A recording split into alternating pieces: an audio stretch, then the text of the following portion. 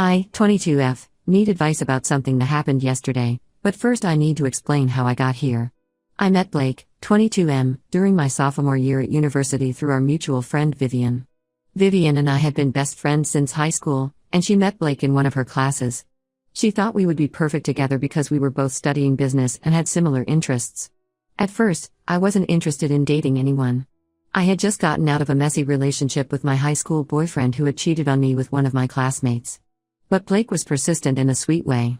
He would bring me coffee during study sessions, help me with my assignments, and always made me laugh. After 3 months of friendship, I agreed to go on a date with him. The first year of our relationship was almost perfect. Blake was attentive, caring, and seemed to understand me better than anyone else. My parents loved him because he was polite, had good grades, and came from a good family. His parents welcomed me into their family right away. His mom even gave me a key to their house and insisted I come over for Sunday dinners. Blake was always honest about his past. His previous girlfriend of 3 years had cheated on him with his childhood best friend Tom. He caught them together at a party and it really messed him up. He told me this early in our relationship, explaining that he sometimes struggled with trust because of it. I completely understood because of my own experience with cheating, so I went out of my way to make him feel secure.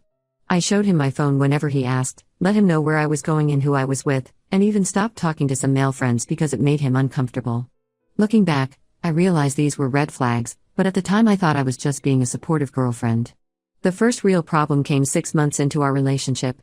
I woke up one night to use the bathroom and found Blake sitting on my couch, going through my phone. He had used my fingerprint while I was sleeping to unlock it. I was upset, but he started crying and saying his anxiety was really bad that night because I had been texting someone named Chris, my cousin, a lot that week.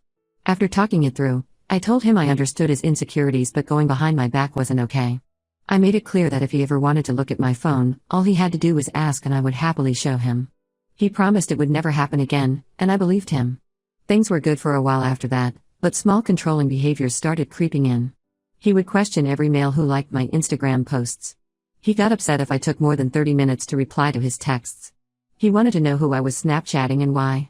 When I went out with friends, he would constantly check my location on Find My Friends. Still, I made excuses for him because other than these trust issues, he seemed perfect. He was working on his insecurities, or at least I thought he was. He would talk about how therapy was too expensive but he was reading self-help books and watching YouTube videos about building trust in relationships. Yesterday everything changed. I was at his apartment, sitting on his couch wearing a skirt and working on my laptop. I was focused on a project due next week and wasn't really paying attention to what Blake was doing. I noticed him holding his phone kind of oddly a few times, but I didn't think much of it because I trusted him completely. Something felt off though, so I asked if he was recording me. He said no immediately, but his voice had that slight shake it gets when he's lying. I let it go at the moment but asked again later when we were having dinner. Again, he denied it. That's when I asked to see his phone. He got really defensive, which was strange because I had seen his phone plenty of times before.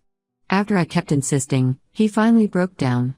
He admitted he had been taking pictures up my skirt without my consent. When I pressed further, getting more upset by the minute, he confessed this wasn't the first time. He had been doing it for months but usually deleted the pictures afterward because he felt guilty. The worst part was when he explained why he did it. He said he used them for personal pleasure when I wasn't around.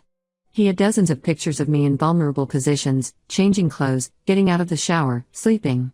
All taken without my knowledge or consent.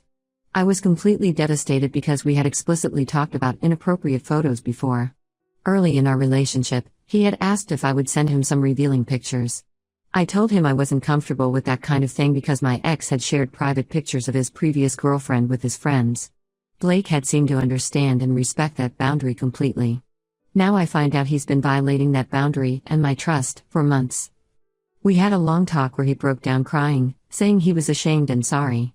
He blamed his insecurities again, saying he felt like he needed to have these pictures to feel close to me when we weren't together. He swore he had never shared them with anyone and that he always deleted them after a few days. He begged me not to leave him and promised he would never do anything like this again. I left his apartment and went straight to Vivian's place. She was furious when I told her what happened. She reminded me of all the red flags I'd ignored, the phone snooping, the constant location tracking, the jealousy over male friends, the controlling behavior about social media. She said this wasn't about insecurity anymore, it was about power and control. I've been staying at Vivian since yesterday. Blake has been calling and texting nonstop. His messages swing between desperate apologies and accusations that I'm overreacting. His parents called too, saying he's devastated and that everyone makes mistakes. They think I should give him another chance because he's really sorry and willing to work on his issues. My parents are divided on what I should do. My mom thinks I should work it out with Blake since he seems genuinely sorry and we've been together for 2 years. She keeps saying relationships take work and everyone makes mistakes. But my dad is furious. He wants me to press charges and says what Blake did was sexual assault. I keep thinking about all the times I was vulnerable around him, all the times I changed clothes or slept over, trusting him completely. Now I wonder how many times he violated that trust. How many pictures did he really take? Did he actually delete them all? How can I ever feel safe around him again? I haven't decided what I'm going to do yet. Part of me still loves him and wants to believe he can change, but another part is disgusted and feels violated. I'm considering pressing charges, but I'm scared of what that would mean for both of us. We have all the same friends, go to the same university, our families know each other. Am I overreacting by considering ending a 2-year relationship over this? Should I press charges? I feel lost and could really use some outside perspective. Update 1 first, I want to thank everyone who commented on my original post. Reading your responses helped me realize I wasn't overreacting and gave me the courage to do what needed to be done. A lot has happened in the past 2 weeks, and I need to share it. After staying at Vivian's for 5 days, I decided to end things with Blake. During those 5 days, he kept bombarding me with messages. He would switch between apologizing profusely and guilt-tripping me about abandoning him when he needed me most. He sent me long paragraphs about how he was going to change, how he would do anything to fix this, and how he couldn't live without me. His parents also kept calling.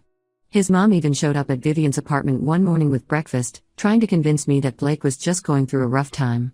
She said he hadn't been sleeping or eating since I left, and that as his girlfriend, I should be more understanding. Vivian told her to leave and threatened to call the police if she came back. I finally agreed to meet Blake at a coffee shop near campus to end things properly. Vivian sat at a nearby table just in case things got out of hand. When I told Blake it was over, his reaction confirmed I was making the right decision. He started crying at first, begging me to give him another chance. When he saw that wasn't working, he got angry. He said I was being cruel and heartless, that I was throwing away 2 years over one mistake. When I reminded him it wasn't one mistake but months of violations, he said I was exaggerating to make him look bad. After I left the coffee shop, things got worse. Blake started telling our friends a completely different version of what happened. According to him, I had known about the pictures all along. He claimed I had even posed for some of them willingly, but now I was suddenly acting like a victim to ruin his life. He said I was doing this because I had found someone else and needed an excuse to leave him.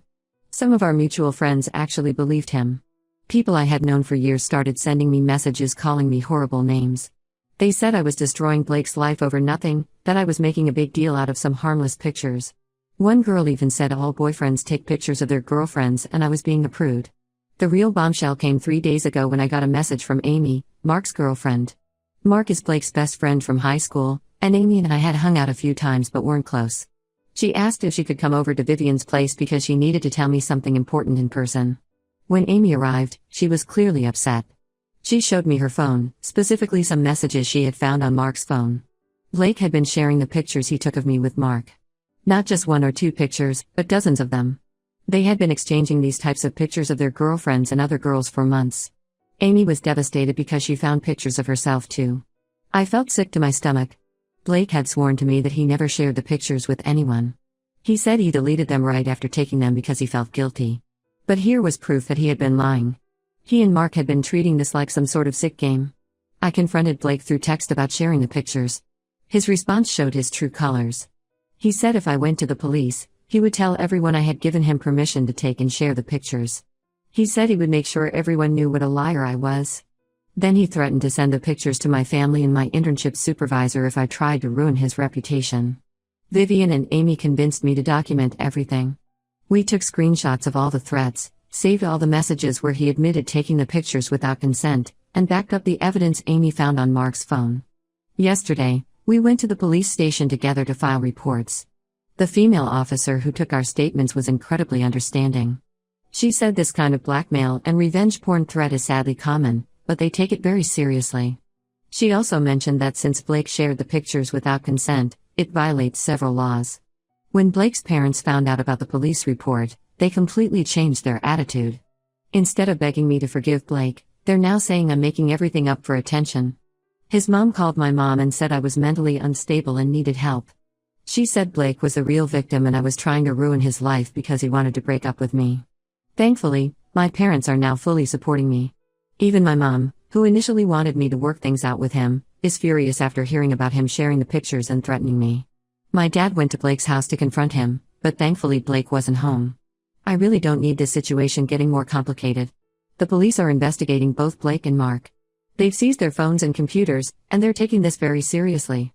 I've also spoken to a lawyer about getting a restraining order because Blake keeps making new social media accounts to contact me after I block him. He's also been getting his friends to message me, either to beg me to drop the charges or to harass me. This whole nightmare has shown me who my real friends are.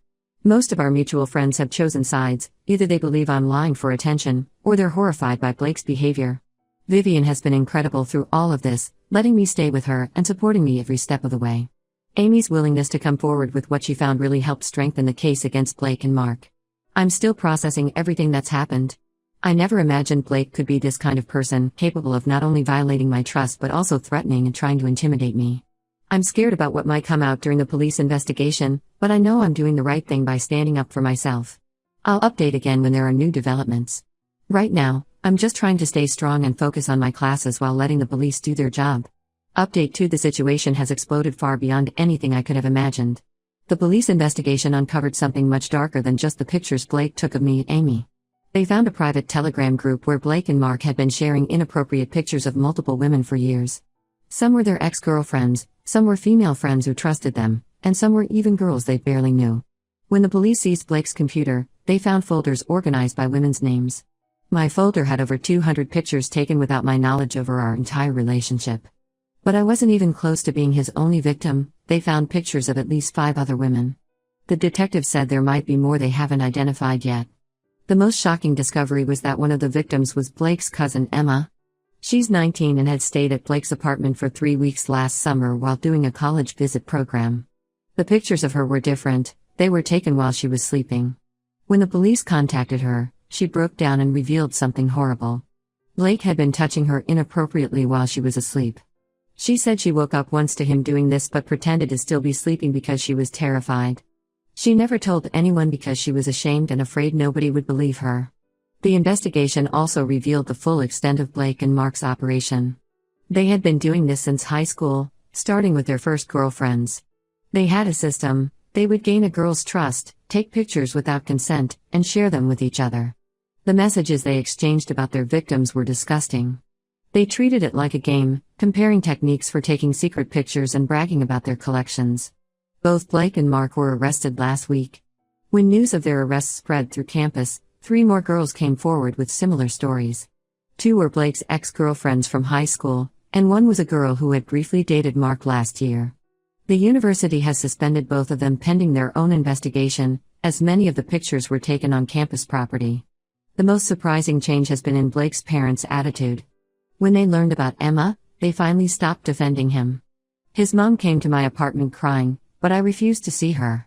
She left a letter apologizing for not believing me and for raising a son capable of such horrible things.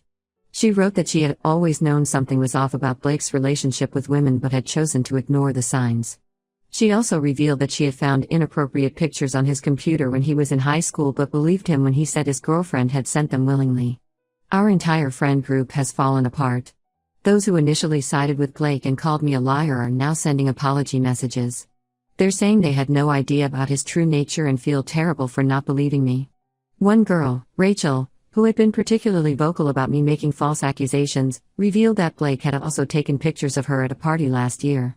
She never reported it because she thought nobody would believe her since she had been drinking.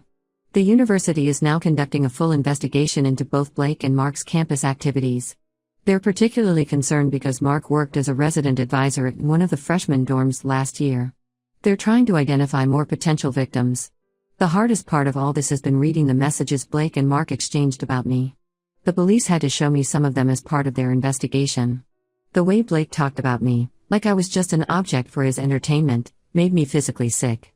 He had been playing a role our entire relationship, pretending to be this sweet, insecure guy who just needed extra reassurance, while actually being a predator who got off on violating women's trust. Emma and I have been texting a lot. We're both dealing with similar feelings of betrayal and violation. She said she always looked up to Blake as a big brother figure, which made his actions even more traumatic. We're planning to make victim impact statements at the hearing next month. The preliminary hearing is scheduled for next week. The prosecutor says there's overwhelming evidence against both of them, especially with the additional victims coming forward. Blake's lawyer has apparently approached the DA about a plea deal, but I don't know the details yet. I'll update again after the hearing. Right now, I'm just trying to process everything while helping the police identify other potential victims in the photos they found. It's surreal to think that what I thought was an isolated incident with my boyfriend turned out to be part of a years-long pattern of predatory behavior affecting multiple women.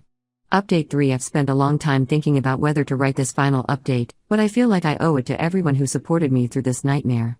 The legal proceedings are finally over, and I can share what happened. Blake and Mark both took plea deals to avoid a full trial. Blake got 3 years in prison plus 5 years of probation. He had more charges because of what he did to Emma and the evidence they found on his computer. Mark got 2 years with 3 years of probation.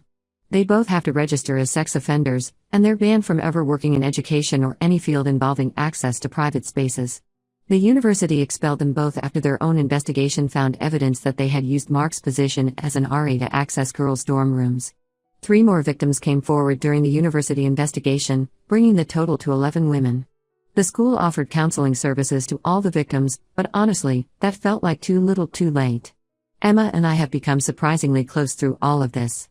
We started a support group for victims of similar crimes, working with the Campus Women's Center. It's been healing to help others while working through our own trauma. Last month, we were asked to speak at a freshman orientation about digital privacy and consent. It was hard, but if we can prevent even one person from going through what we did, it's worth it. I transferred to a different university 2 hours away to get a fresh start. I couldn't walk around campus anymore without wondering who had seen those pictures or who still believed Blake's lies. Vivian actually transferred with me. She said she couldn't stay there either after learning what our supposed friends were really like. We got an apartment together and it's been really good for both of us. Blake's parents still try to contact me occasionally. His mom keeps sending letters apologizing and asking to make amends. She sent one last week saying she's in therapy trying to understand how she missed the signs and enabled his behavior. I haven't responded to any of them. His dad had a heart attack shortly after Blake's sentencing. Apparently, the stress of everything was too much for him. I heard this from Emma, who still talks to them sometimes because they're family. The hardest part has been dealing with the lasting effects of everything. For months, I couldn't wear skirts or dresses. I still get paranoid when I see someone holding a phone near me. I've had panic attacks in changing rooms, wondering if there are hidden cameras. Dating seems impossible right now. The thought of being vulnerable with someone again makes me feel sick. But there have been positive changes too. I'm more assertive now. I've learned to trust my instincts and set firm boundaries. I've cut off everyone who doubted me or tried to make excuses for Blake's behavior. My relationship with my parents has actually improved. They've really stepped up to support me since realizing how wrong they were to suggest I give Blake another chance.